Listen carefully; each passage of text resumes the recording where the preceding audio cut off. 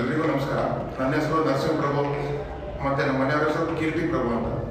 ನಾವು Poornaprajna global school of excellence ಇಲ್ಲಿ pre nursery ಸ್ಕೂಲಲ್ಲಿ ಕಲಿತಿರುವಂಥ ಧೃತಿ ಇವರ ಪೇರೆಂಟ್ಸ್. ಸ್ಕೂಲಿನ ಬಗ್ಗೆ ಹೇಳಬೇಕಂದ್ರೆ ಮಕ್ಕಳನ್ನ ವಿದ್ಯಾಭ್ಯಾಸ ಅಂತೇಳಿ ಬಂದಾಗ ಪೇರೆಂಟ್ಸಲ್ಲಿ ಕೆಲವೊಂದು ಗೊಂದಲಗಳಿರ್ತವೆ. ಸ್ಕೂಲಿಗೆ ಯಾವ ಸ್ಕೂಲಿಗೆ ಹಾಕಬೇಕು, ಸ್ಕೂಲ್ ಹೇಗಿದೆ, ಅಲ್ಲಿನ ಶಿಕ್ಷಣ ವ್ಯವಸ್ಥೆ ಅಥವಾ ಅದರ್ ಆ್ಯಕ್ಟಿವಿಟೀಸ್ಗಳು ಹೇಗಿರ್ತವೆ ಅನ್ನೋ ಬಗ್ಗೆ ಎಲ್ಲ ಗೊಂದಲಗಳಿರ್ತವೆ.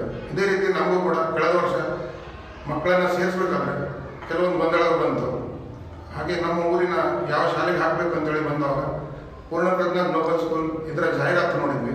ಹಾಗೆ ನಮ್ಮ ಫ್ರೆಂಡ್ಸ್ ಕೂಡ ಅವರು ಕೂಡ ಈ ಸ್ಕೂಲಲ್ಲಿ ಮಕ್ಕಳನ್ನು ವಿದ್ಯಾಭ್ಯಾಸಕ್ಕೆ ಕಳಿಸಿರ್ತಾರೆ.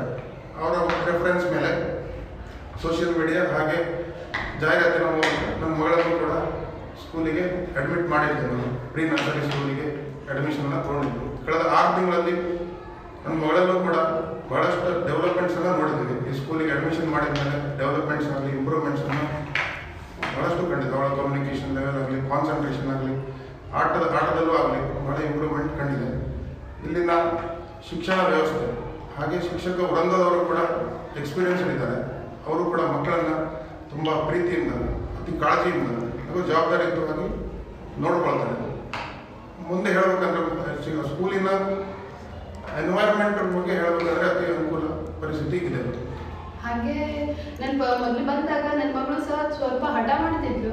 ಹಾಗೆ ಇಲ್ಲಿ ಪ್ರಿ ಕೆ ಜಿಗೆ ಸೇರಿಸಿದಾಗ ಇಲ್ಲಿನ ಟೀಚರ್ಸ್ ವಿನಯಾ ಮೇಡಮ್ ಆಗಲಿ, ಸ್ಮಿತಾ ಟೀಚರ್ ಆಗಲಿ, ಅವಳನ್ನು ಒಂದು ಒಳ್ಳೆ ರೀತಿಯಲ್ಲಿ ಅವಳನ್ನು ಹ್ಯಾಂಡಲ್ ಮಾಡಿ ಇವಾಗ ಚಂದ ಮಾಡಿ ಅವಳು ಆಟ ಆಡೋ ಹಾಗೆ ಒಂದು ಎಜುಕೇಷನ್ನಲ್ಲೂ ಸಹ ಒಂದು ಸ್ವಲ್ಪ ABCD ಅದೆಲ್ಲ ಕಲಿತಾ ಇದ್ದಾಳೆ ಬಿಟ್ಟು.